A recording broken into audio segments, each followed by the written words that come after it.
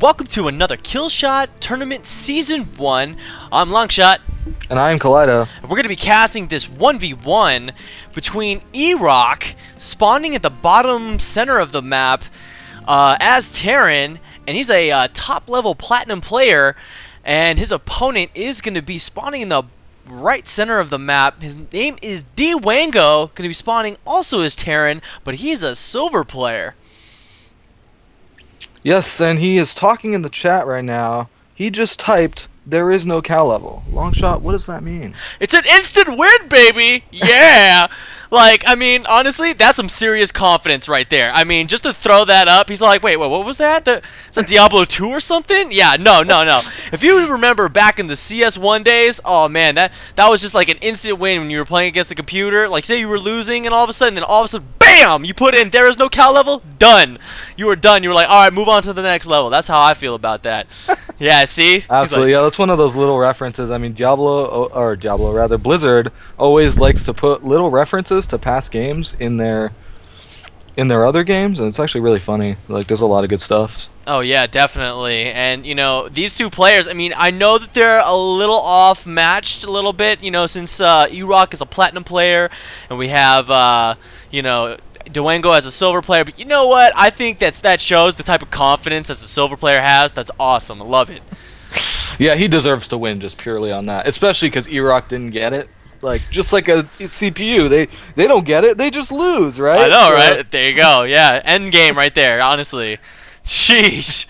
But I love it, you know. He is it's pretty, I mean, right now it's pretty standard in a TVT, you know, but Erock is not getting as much gas. I mean, we've got a double gas going down for Dwango. I wonder if he's going to be utilizing that later on in the game.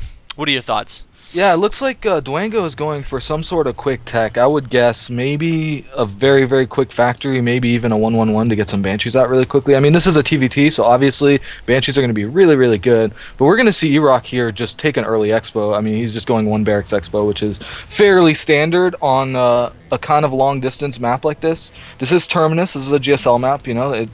A lot of the GSL maps favor more economic central builds, as opposed to small rush distances and ways to die very, very quickly. So I think this is a good call by Erock, just going for the command center as fast as possible on this map. I completely agree with you. I mean, right now this map is a very large map, but they are spawning somewhat close position, so, I mean, it could go either way. You know, this seems to be more of like a level where it's either a tech-heavy build versus the economy build. So right now we have Dwango, like, right now at the front of Erock's base, knowing where he is, and I believe Erock is still in the dark about where Dwango is. Yeah, he has no idea where he is. I think he finally, you know, I guess scouted all the rest of the... It seems like Erock has actually not played this map before. No. Because he didn't scout the main here. Like, he didn't know where it was. He said nothing. He's just trying to hide the fact that he has no idea where Dwango is right now. That's right. That one SCV seems a little bit lost here on this map. He's finally catching the watchtowers, but he's like, all right, I'm gonna just follow you wherever you go. Because the higher ranked player picks the map, so he picked this map and kind of doesn't. Obviously, he might have played it a few times before, but he doesn't have a lot of experience on it, which may cost him, you know, some engagements as far as like just knowing where to put your siege tanks. I mean, especially because TVT is so much about positioning and knowing where your units need to be to protect your buildings as much as possible. He might have a little trouble if he doesn't know the layout exactly of this map.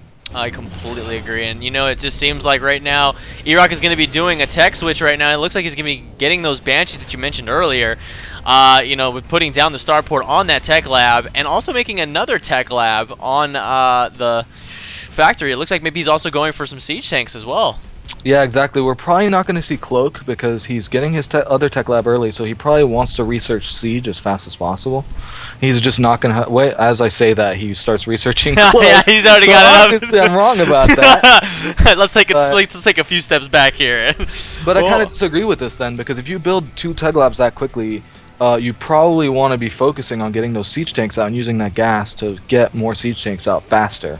Otherwise, there's no reason for him to have this tech lab this fast. Oh, but wait a second. He canceled the Cloak. which he canceled it. So Oh, because Erock scanned him. I don't disagree with that actually, because Erock scanned it and saw that the Tech Lab shimmers when you're researching something, and it's obviously Cloak. If Starport Tech Lab is shimmering, you got to be scared for Cloak. right.